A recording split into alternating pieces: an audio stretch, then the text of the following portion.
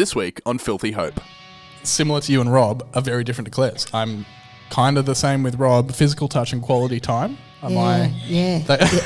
Oh, exactly. Do it again, Claire.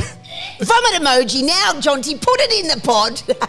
We go up there for a bunch of days. Rob does intense Jesus counselling with Johnny and Laurel, and Rob gives his life to Christ and gets baptised in front of the community of Johnny's church in the Bellingen River Valley. And that was the start of rebuilding our love. I love you. You're just so lovely. Will you hug me? Yeah. I might do it with you tonight. I'll do the laundry. Can I do the laundry? We better not put that bit in. Yeah, that's good.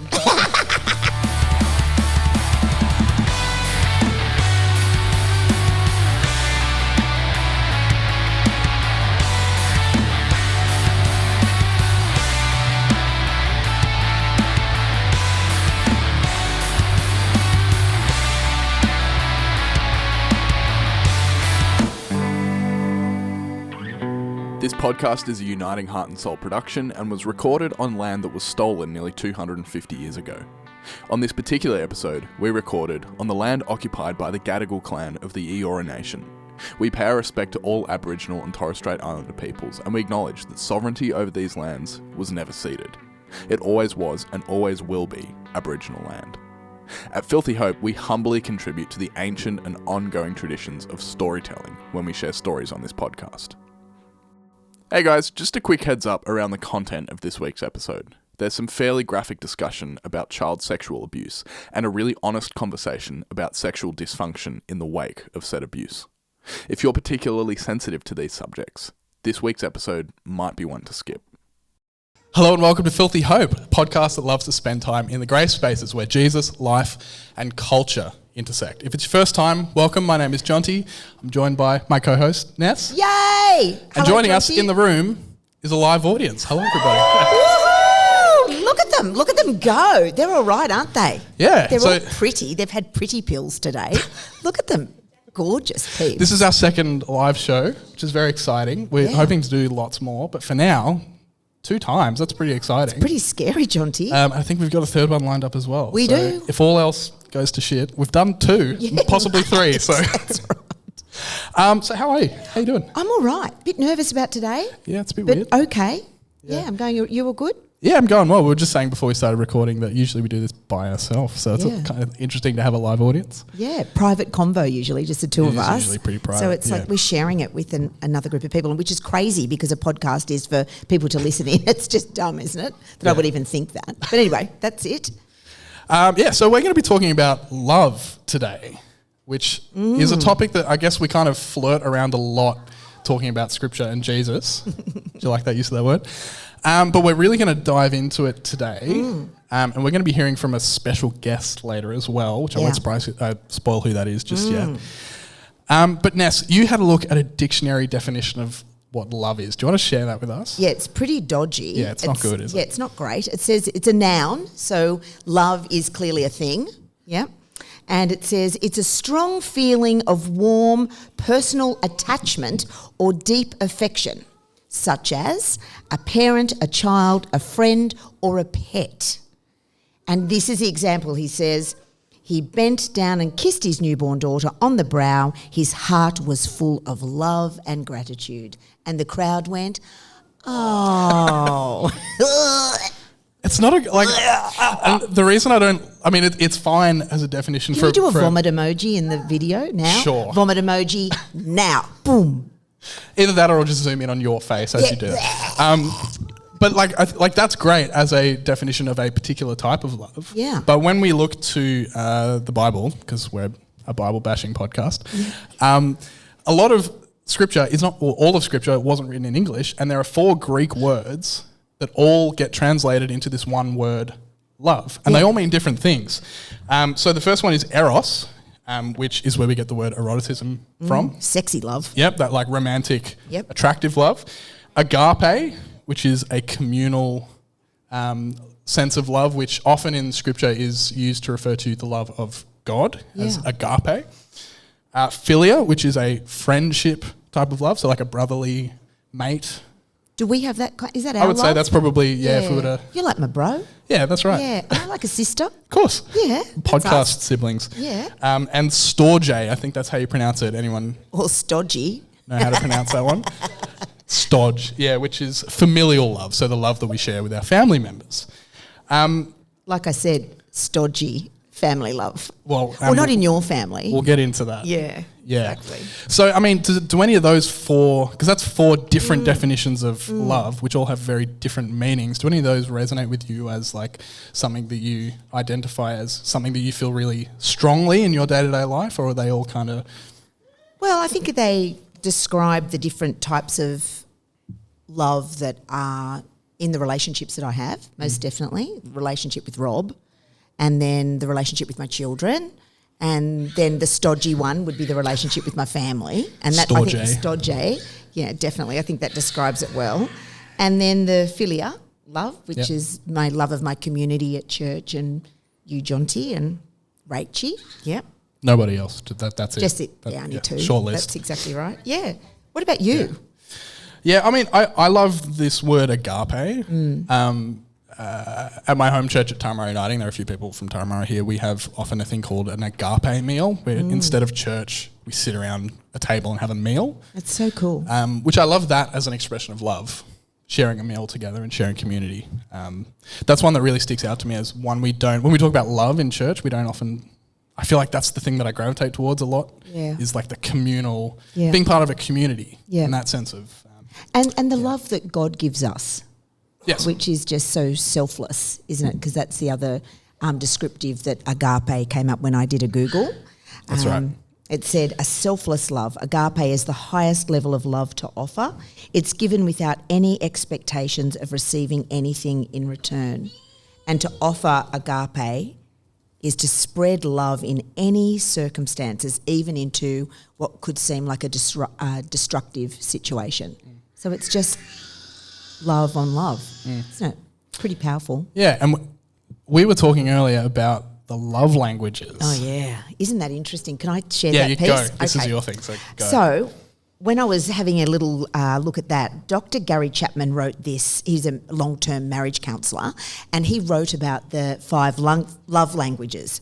And this is what they are. And Jonty, I'd be keen to know where you fall into this, because it's so interesting. The first one was words of affirmation. Then there's acts of service, receiving gifts, quality time, and physical touch. And they are the different descriptives for love languages. And love languages being the way that you express, give and receive. Yep. Correct.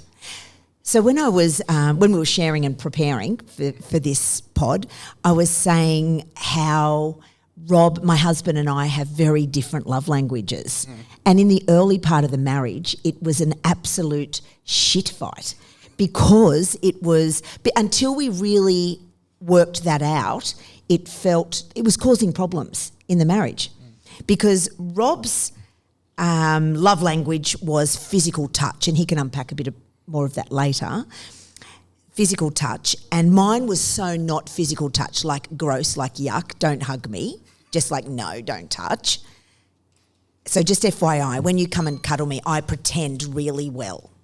I do good pretendy, because I'm not good at the touchy thing. But mine is acts of service, so it's the doing of things. So Rob would say to me, I just feel like you don't love me. And I say, but I do. I've done the laundry, and I've folded your knickers, and I've matched up your socks, and I've vacuumed, and I've, cleaned the bathroom, and I've done all those great things, and you do that, you carry out the garbage, and you mow the lawn, and you do all the husbandy things, that's a sign of love. And he says, no, it's not. I need that. And I'm patting Jonty right now. Rob needs the touch factor to feel loved. So unless you can actually discuss that and understand that, I think, in your relationships, it can actually cause a problem. We had to have counselling around that and unpack it. And once we understood that our minds and brains were wired differently, then we respected each other's love language. So even today, like before I came over to Double Bay to do this, I actually announced to Rob, it's the weirdest stuff ever. He's going outside to do, something in the garden, paint a wall, and I will say, I'm just going to bring the laundry upstairs. Didn't know, Rob? It's like I'm announcing, I love you so much, I'm doing this thing. And I don't even don't realise that I'm actually doing it, but it's kind of me doing a pat. I'm like doing a snuggle. I'm like giving you a big love hug when I bring the laundry upstairs. It seems so shallow me telling you that, but it's a thing, brother. Yeah, What about you and Claire? Well, that's interesting because we, and I hope you don't mind me sharing this, Claire, we didn't actually talk about this beforehand, but my love languages, similar to you and Rob, are very different to Claire's. I'm kind of the same with Rob, physical touch and quality time. Oh, exactly. Do it again, Claire. Vomit emoji now, Jonty, put it in the pod. That's right, and that is not how Claire gives or receives. What's Claire's? It's acts of service as well, right? Yes! Yes! And the That is right, greatest role model of acts of service is Jesus. Oh. He died for us. And it all comes together. Do an explosion. We can wrap it up and all go and have burgers. See you next week. Yeah, but like understanding those different love languages is important. Pretty cool. Yeah, it is. How does it play out in your relationship? Well, I think like just understanding that, similar with you, where you doing the laundry, but as well as that, I think there's it in the other direction. So like, if Claire were to come home and I have folded the laundry, which has never happened, it's so that would hot. be exactly it's right. So sexy. It is. I love that. When he's fed the cats, I go, yeah, we're going to get it on. Because you've fed the cats. He knows it too. You looking at me like that, you know it. It's a thing. But that's what I mean. It's in both directions. It's not just about how you show it, but it's how you receive it. No. So learning that, maybe a big hug isn't the best way to express that to my partner. It's actually in an act of service. But cleaning the shower. But when she comes and gives you a hug, do you just and it's unsolicited, she just comes up and gives you a hug. Yeah. It's just the best. I was going to say it doesn't happen. Look, Rob would say it doesn't happen much in our relationship, but he announces to the home if I do that. And it's like he's teaching me that it's a good thing and gives me positive affirmation after it. It's like a dog treat. Dog treat. Thank you for hugging me. And I go, I wish I was better at that. Yeah. Well, so maybe we can talk about you. Part of these different experiences and expressions of love you were talking about is this love at first sight thing. Yeah. Maybe you could talk about that because that's entirely foreign. Well, yeah. So I was thinking, what does love feel like? What does it feel like? And then we had a discussion about how we each met our partners and what that experience was like. And when I Googled what does real love feel like, it says this: passionate love feels like an instant attraction with a bit of nervousness. It's that feeling of butterflies in your tummy. It's an intense feeling of joy that can also feel a bit unsure because the feeling is just so strong. And I think that that's right, because when I first met Rob, I had those feelings. It was so bizarre, love at first sight. And the story goes like this. I was on a holiday in the US and my girlfriend dragged me out of Disneyland early at 3:00 to get onto the bloody freeway to head to San Diego. How dare she? Exactly, Rachel. And I never even got to see the evening spectacular of I know. So I've been back 23 times since, so don't feel sorry for me. It's all under control. And we got down to San Diego because we were staying with one of her friends. But her friend had a flatmate, and the flatmate was Rob. But I had a boyfriend home in Sydney, so I wasn't planning on any holiday romance of any level. I really liked Michael. He went all right. And he was all right. He was a bit of a dude. I did find out when I came back from the holiday that he had been shagging my friend. So he wasn't so great, right? So that little aside. But we're on this holiday. I don't even do hair or makeup or anything. I'm in denim overalls, frilly little 12-y socks and joggers, mum's jumper, and my hair in half up, half down. 80s big boof in the top and up in like a scrunchie, 80s scrunchie. You know the look? Big, fluffy hair. Shania Twain 80s hair. Yeah, it was a look. And so there was nothing going on. Didn't care because I was going to stay at the home of these two scientists. One, a seismologist doing his PhD. You're like a couple of nerds. I'm not. It's like Big Bang Theory. Yeah. And then the other one was a biologist. And I'm thinking, I didn't even do science for the HSC. I'm just graduated from being an actor. What do I have in common with these people? I'm not going to make any effort. Melinda did push-up bra and the whole shebang as we arrived in this thing, and I walk in and there he is, sitting on the telephone in a muscle shirt and the biceps hanging out and deltoids bigger than bloody mountain. So the exercise specialist in you was like, I was doing checking it out, Jonty. Yeah. I was doing Lusterama. And there he was, and I just got all those feelings in my tummy and nervous feeling and like started to crack a sweat and was like, oh, this is weird. So literally across the room. And Rob and I have talked about this. We've been married for 34 years now, and he will say that it was a similar feeling for him. And I was on holidays for 6 weeks. We became friends. We had lots of dinners together and we skied together and we went to the theatre together and we just started this friendship. Yeah. And now we're married. Yeah. 34 years. 34 years. And it was really love at first sight. I can't describe it. I've never had that feeling with anybody else ever.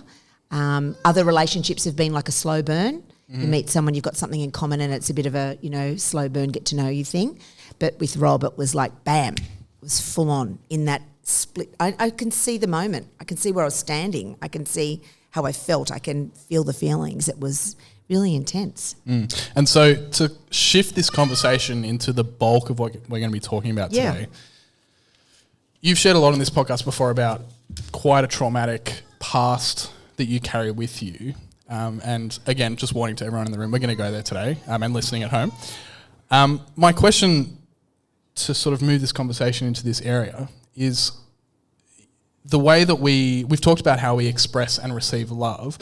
I'm curious, as a little opening question for this, did your child abuse or any of that traumatic stuff in your past affect, up until this point, where you met Rob, the way that you thought about, expressed, received love? Maybe you could talk about that.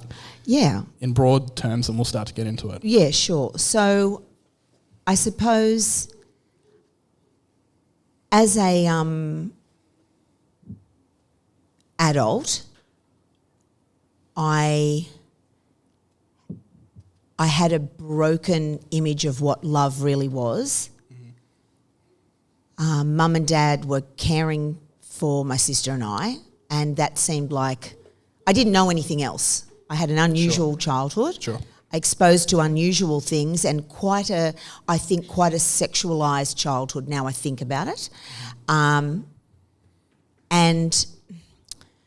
I think all of that coupled with child abuse at the age of 6.5, it's got to have had a massive impact on how I receive love and give love. So I was quite shut down to physical affection on any level, and for so many years of my life, and I think I was about 25 before I could actually be intimate and have sex without being drunk. I had to be absolutely shit-faced before I would get nude or could do any touch at all. That's broken image of love, isn't it? I couldn't feel safe or secure in that space. So that impacts your relationship, doesn't it? It impacts all your levels of intimacy because you have to be drunk. So yeah, I'm just kind of looking at those 4 Greek words. To me, that's eros. Yeah. I'd be curious, maybe the storge, the familial love. Yeah. How did it affect that side of giving and receiving? I think in the family, I don't do touchy, cuddly shit. I can't do that. A bit like Claire, I can't do that. I'm not just, even holding hands I struggle with. But I'll unpack the dishwasher. Do you know what I mean? I'll bring the cheese platter. I do that stuff. And I do that, I'm really good at that. Yeah. I'll go hard on that stuff. I do a cheese platter, yeah. I can do all that. I'll buy the things and make that a happening because that's how I can show my love. So in the family, I think because it was so broken, I didn't know any different, Jonty. Yeah. And so I think Mum and Dad modelled, Dad had a drinking problem and they just modelled dysfunction anyway. So I grew up in a very dysfunctional home. And that's all I know. It's all I knew until, and I suppose I started my own marriage with all of that on board as well. Sure. And married Rob, and he's got his own set of dysfunction. And then we come together as two very dysfunctional young adults and then start to do marriage and try and make that love thing work. And that caused a problem.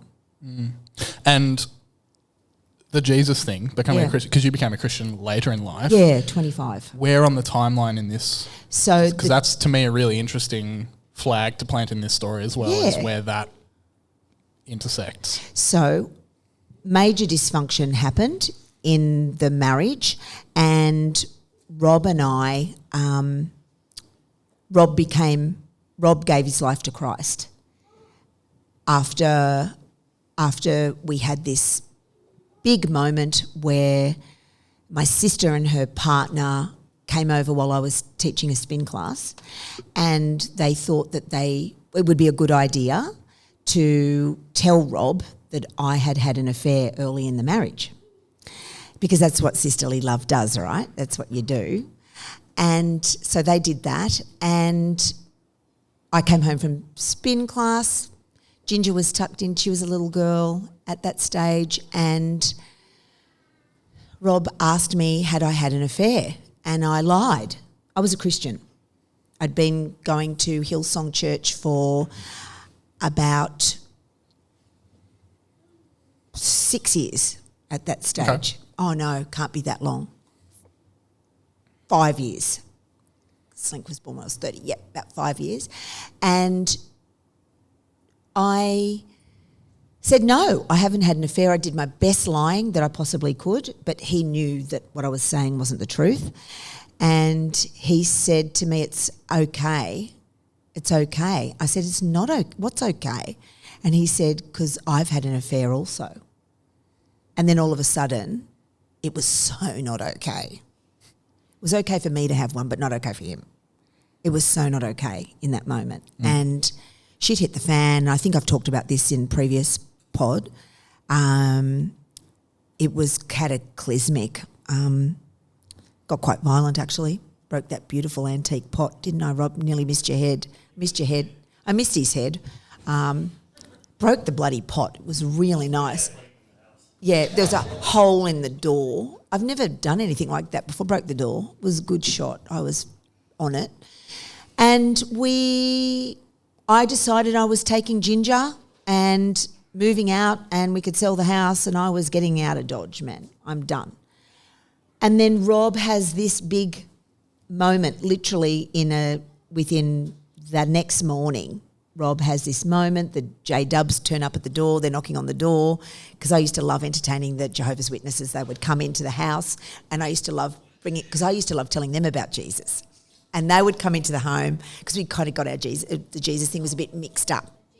Yeah, we'd have a Jesus off, that's right. And on this day, and I knew Rob didn't like them, it used to piss him off when they would come to the home. And they came to the door and I had felt like God had abandoned me and completely left me and was nowhere to be found. And who was this God that I had been loving and I felt so redeemed and saved and all of that. And then I thought I was just completely abandoned by him. So I thought, fuck off, God. This is not cool, man. I've been sold a lie. And Rob says he's having Weet-Bix. Neither of us have slept. He's having Weet-Bix at the end of the hallway, crying in his Weet-Bix. I see the J-dubs at the door, and I have this moment of they were like my little angels that came into the picture to remind me that God hadn't abandoned me. It was really beautiful, actually. Wish I could see those chicks and tell them they rocked. And I said, I can't see you today, but come back another day, and I'm really grateful that you actually did turn up today. Then I shut the door, turned around, and Rob went and had a shower.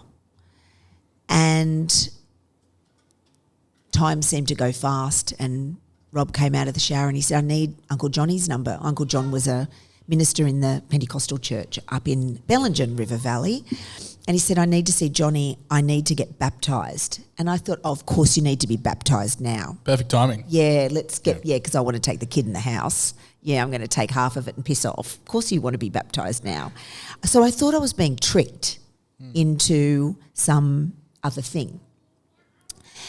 Anyway, he said, no, I need to speak to Johnny. So I gave him Johnny's number. He rang Johnny. I overhear this conversation. He's describing to John this image that God, inverted commas, had given him while he was in the shower. And I thought, oh, what a lot of bullshit. But Johnny says, actually, Rob, you need to get in the car with Ness and Ginger and come up here because I think you've described the Never Never Creek in the Bellingen River Valley. I thought, oh, here we go. Yeah, it's a scam. Here we go. So we drive up to Bellingen. We go up there for a bunch of days. Rob does intense Jesus counselling with Jonty and Laurel. And Rob gives his life to Christ and gets baptised in front of the community of Johnny's church in the Bellingen River Valley. And that was the start of rebuilding our love. Because I think when there's been trust, there's been betrayal, there's been deceit and all those things on such a deep level, I describe it like a brick wall. The brick wall of love that you've got for somebody, when those shit things happen, it's like the brick wall all kind of falls down around you. And the only way to rebuild the brick wall is one brick at a time. And I believe through a relationship and healing that only God can do.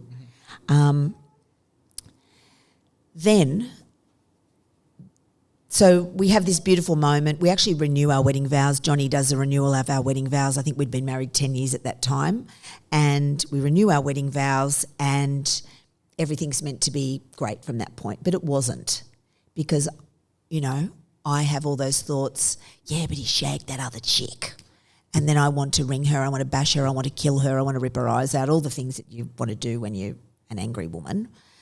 And then I find out I'm pregnant with Slink. And then I felt stuck. I couldn't leave even if I wanted to. So I felt stuck. But God, I think, needed to stick me there for his purpose. Because the bigger my tummy got as Slink grew, the bigger Rob's love of God became. And he just became so on fire for God in those 9 months of pregnancy. He learnt more about Jesus in 9 months. This is a shout out to Hillsong, not. He learnt more about Jesus in 9 months than I did in 5 freaking years at Hillsong. He became such a devout man of God, enrolled in a Bachelor of Theology and started that process. And so I got to watch Rob as this baby grew inside of me. Rob was growing in his love of Christ. And it was interesting because I could see the brick wall of love just get remortared and more bricks. The more in love Rob became and the bigger I got, the brick wall just grew and grew and grew. And I think it culminated when we actually gave birth to Slinky. And he was there with me. My best friend got the flu and she was unable to actually be there as my support person. And it was just Rob and I doing the slink push together.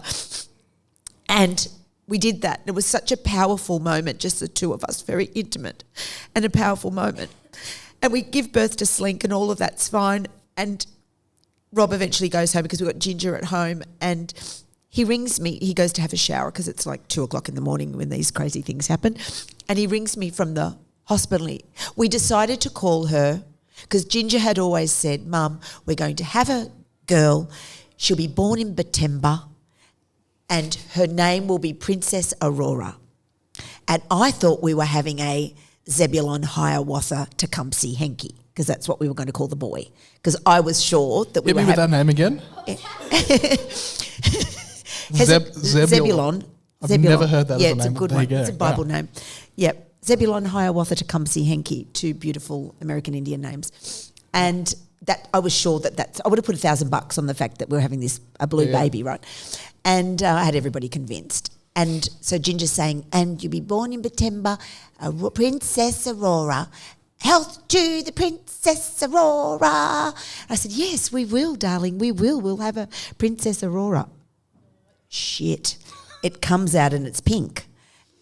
And Rob and I'll never forget it, we look at each other and we go, Princess Aurora. So we have Aurora, but we call her Aurora Belle.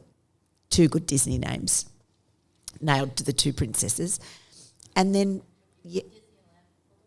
that's right. She gets called Aurora Belle. Rob goes home. The lady's written it on the card. Rob rings me after he's been in the shower and he says, Ness, I've had like a word from God. We need to change Slink's, we need to change Aurora's name, because she wasn't Slink yet, to Aurora Heavenly Grace. Because it's because of the grace of God that we actually have her and our marriage back intact. So we called her Aurora HG, Heavenly Grace. Yeah, so it's a good one. And I think, so the building bricks of that love got repaired. And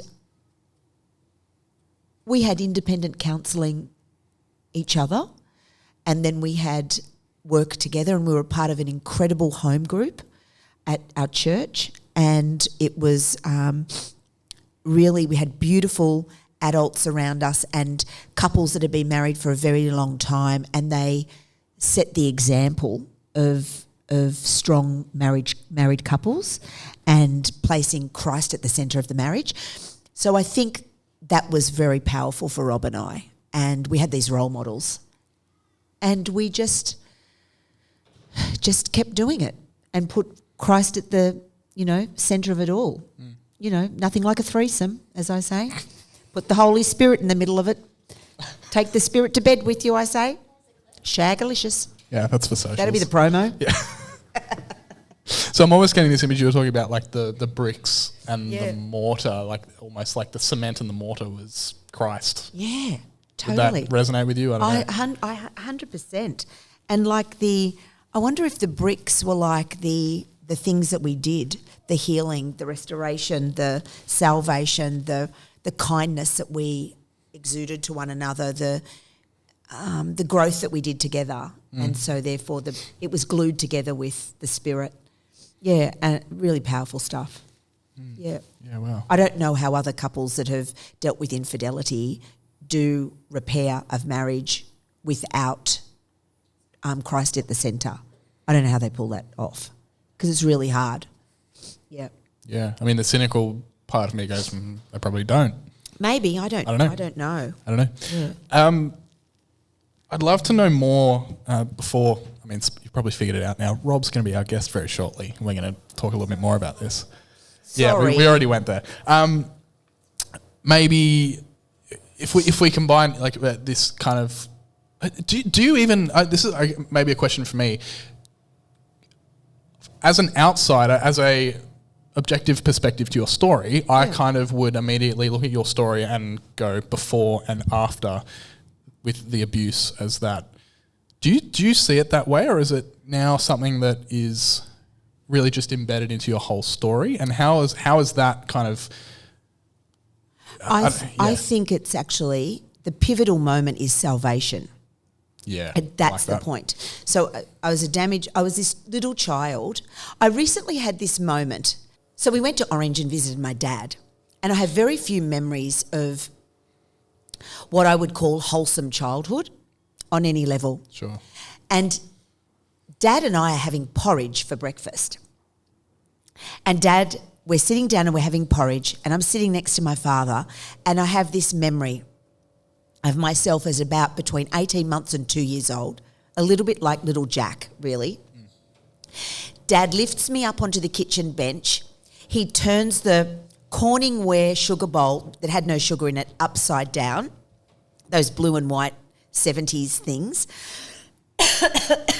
took my bowl of porridge, because I was learning to do the scooping of my porridge myself, tipped my bowl of porridge upside onto its, gave it a prop up so that I could get the spoon and practice taking it to my mouth, but I couldn't get it all out, so it slunk down. Do you know what I mean? Yeah, tipped up like that. Yep. You know, there's my bowl and I've tipped it up. He's tipped it up like that. And Dad and I are eating porridge, and I have this great moment, and I burst into tears, and I reach out and I touch Dad, and I say, Dad, do you remember that? And he laughed. I don't know if he did remember it at all. But I think that's like that, and maybe a ballet concert as a little girl, because I was in ballet as like a 4-year-old. They're the only really wholesome love memories that I actually have before I was abused. So I don't actually know what I would have been like. I don't know what my psyche would have been like, or would I have done acts of service, or would I have been an affectionate little child? I don't know, Jonty. All I know is life changed at the point of salvation. I love that you make that distinction between the salvation being a bigger turning point for you than the abuse. That's amazing. Oh, shit, I yeah. love that. Yeah. Yeah, I'm not giving them any power. That's right. Yeah. That's awesome. Yeah. Do you think now's a good time to Let's bring Rob up. bring Rob in? Yeah. Ladies and gentlemen, Rob Henke. Yeah.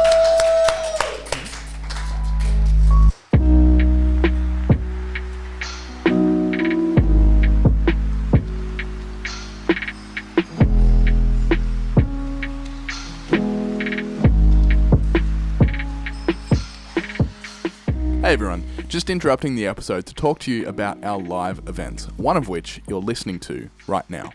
If you're a fan of this show and you want to come and hang out with myself and Ness, as well as be in the live audience for a taping of the podcast, then you should definitely look at coming along to one of our live events.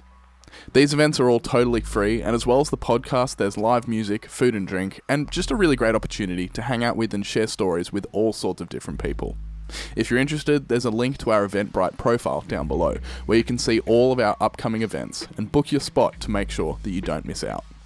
We look forward to hopefully seeing you at one of the next live events. That's all, and now back to the episode.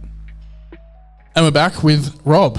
Welcome to the show. Hello. We've had you on the show Hello. over a year ago now, I think. In the early days, we talked about IVF on the Oh Zoom. yeah, but that was done virtually or something. Wasn't Yeah, it? so it feels like a whole lifetime. was ago, awful. so, I mean, no, I enjoyed it, but I don't like virtual. yeah, no, it sucks. So way better to have you here in person. It's 3-dimensional. Thank you for joining us. We Yeah. really appreciate it. That's my gator. Yeah, put your hands together for Rob, everyone. No, that's my gator.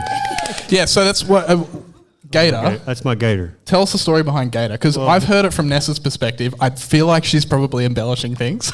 No. Gator was given to me for my birthday, Yeah. and then it left. It was just right beside my bed. My billfold would be on there. My favorite book would be on there. I'd wake up in the morning and there would be Gator. I look at him and he look at me, and then one morning I woke up and he wasn't there anymore. I said, Vanessa, where'd he go? I'm taking him to church. Yeah, I mean, it's my gator. So I think this will be episode 59. If in episode 64, which will be the next one that we record, Gator's gone, you know why.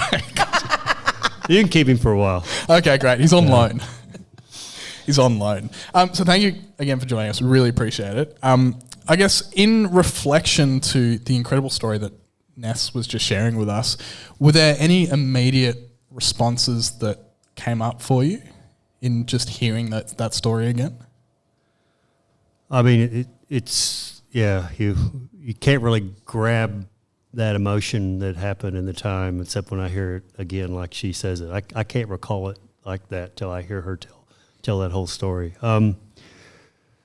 Yeah, I mean, I think for me, you asked about the timelines. I think, when do you want to talk about how it all kind of when you came home and said you were sexually abused? I think way back as far as a Christian. This is going back. And she comes home and tells me she's been sexually abused and whatever. And I was just totally shocked, And, you're 25, I guess, about?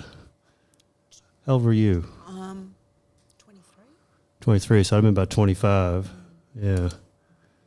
And so she comes home and says that, and I mean, it's kind of embarrassed to talk about now, but I'm going to lay it out there because 25-year-old young man, married, right? You got love her to death, but, sex was an important part of our marriage, right?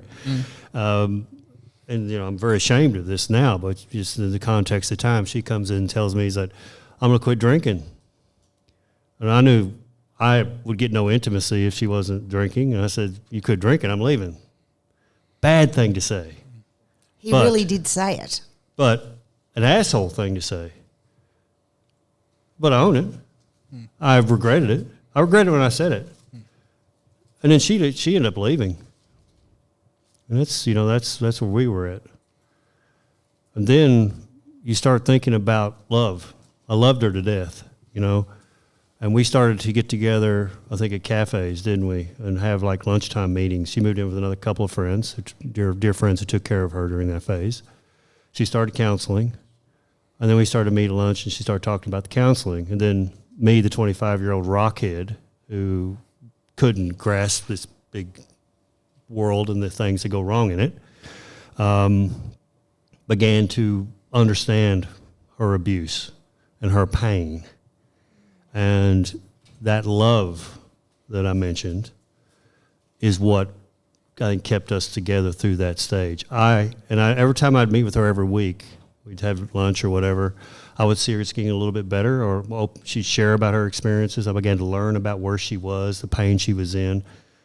And then all I wanted to do is be back with her again. And so over time, we were able to move back in. I don't know where we'll keep going here. She came back into the marital home. We had to just lay there in bed together at night. We couldn't physically, like a hug would be okay, but nothing sexual. And then we slowly had to begin to introduce, we introduced ground rules about that, because one thing I didn't want to do was be having sex with her. If she feels that's an abusive mode, something's triggered her, had to stop. And so we set these rules up where we would, anything that was not feeling right for her, I don't care where it was in the process, immediately stop. And we were able to start to, I would say, get our groove back, but it was a long, slow process. But when I say it was a long, slow process, I was glad to be part of the process, because it was just watching her grow and get through things. And but it was, God, if you're 50, I'm 59 now. Look back, what the hell was I saying at 25? What the hell was wrong with me? But how the hell did you do it? I don't know. Now I think back and I think, how did you? I can see us laying in that bed at Schofield's, in our first little home. And, it must have been absolutely horrible, Rob. And you'd just stop wherever we were in the process. If I lost my shit or I would start to dissociate and disappear, you would just stop and then you'd hold my hand. That's love. Yeah, that is love. That's sex. It's love. That is love. I think getting back, I wasn't a Christian at this stage. No. But, God is love. I mean, maybe you not know God or accepted God yet or Jesus yet, but if you live in love, he's there. Because the sexual dysfunction when you're a survivor of abuse, I don't know other survivors if they have sexual dysfunction, but I know that I can only talk about my own stuff. And the whole idea of being any level of pain, any sort of physical pain whatsoever, I would leave my body and I'd leave my brain and I just dissociate. And Rob learnt to know when that was happening. So, because if you think about it like this, as a little kid, so you're 6.5, and they are hurting your private parts, and it's physically hurts.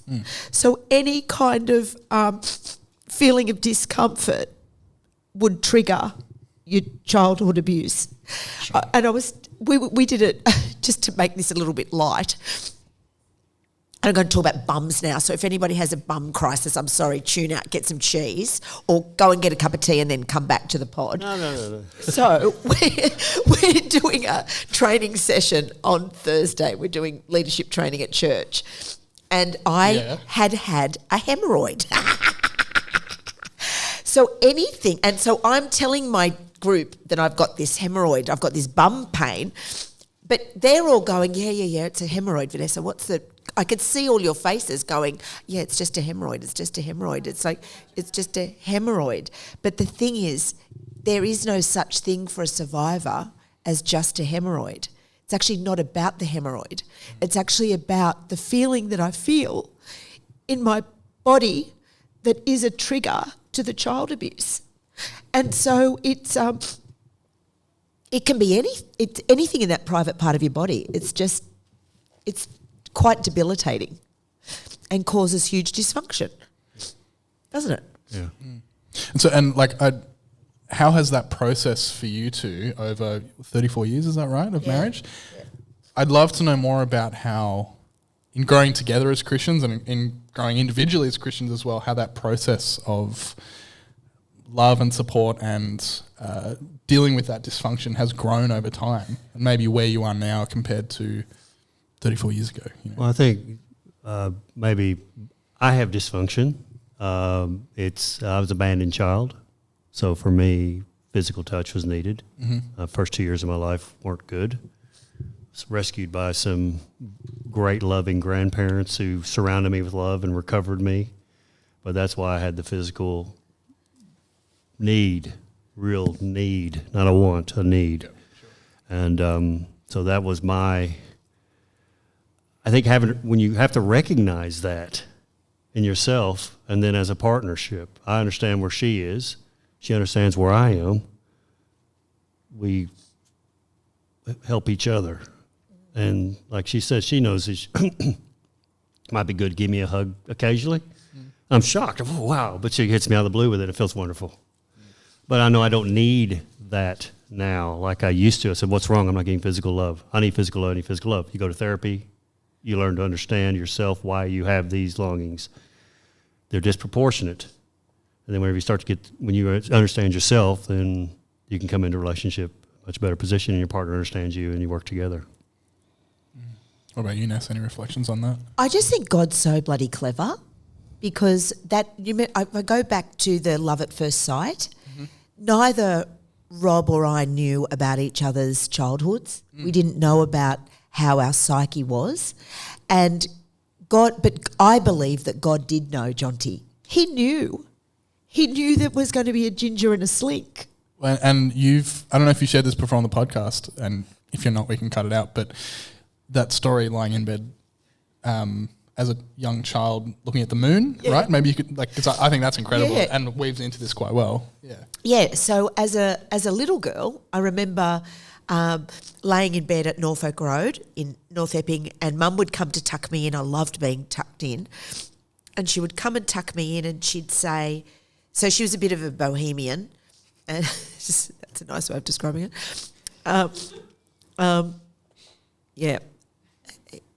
Mum always said, if you can't say anything nice, don't say anything at all. So bohemian's good. So that was it. And she came in, this is in the 70s, and she said to me, I wonder where your partner is now. I remember laying in bed thinking, fucked if I know. How old were you again? A little girl, under 10, right? And I remember looking outside outside. I had a blind that went up and I was laying in my bed and I'm looking up and the stars and the moon were out there and it's night time and I said, Mum, he is on the other side of the world and I think he's getting up for school now. And she said, well, it could be a she. And I said, but Mum, Natalie's down in Epping. I know where she is tonight. I didn't know what Mum meant when she meant a she. My bestie was a girl and Nat was at Epping. I didn't know about that then. But Mum did and Mum wanted me to know. And this is the 70s. I can understand mums and dads having that conversation in this era, potentially, but I was pretty out there. So I think that's like God knew and I was being primed, I think, probably by God then. I didn't even have a relationship with God.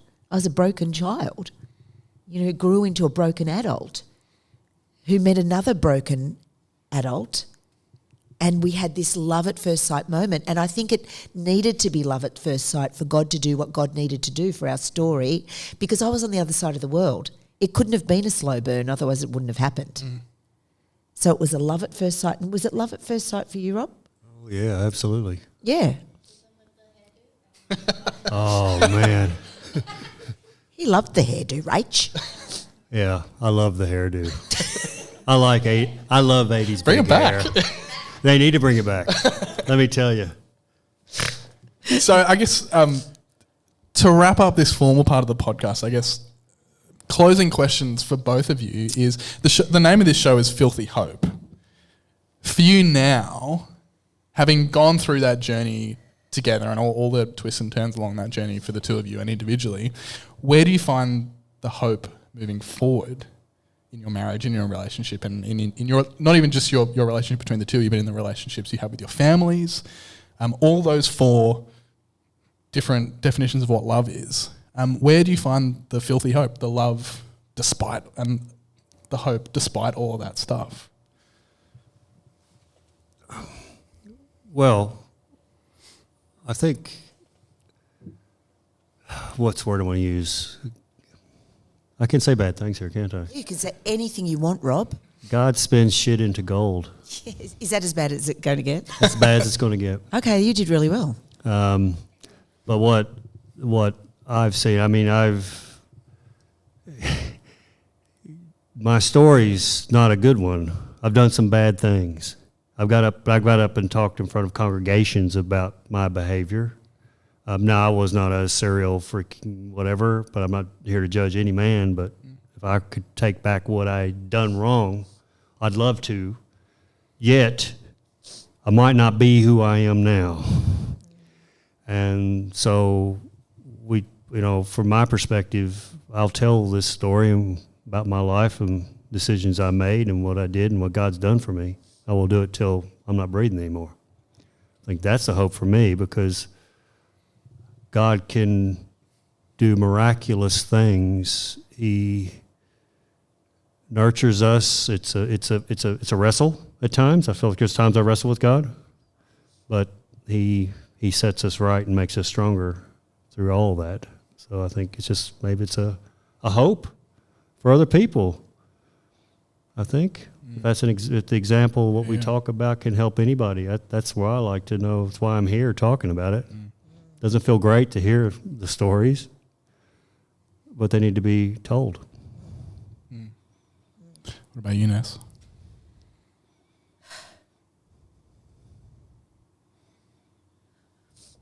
I think much like Rob, that the hope is in the storytelling.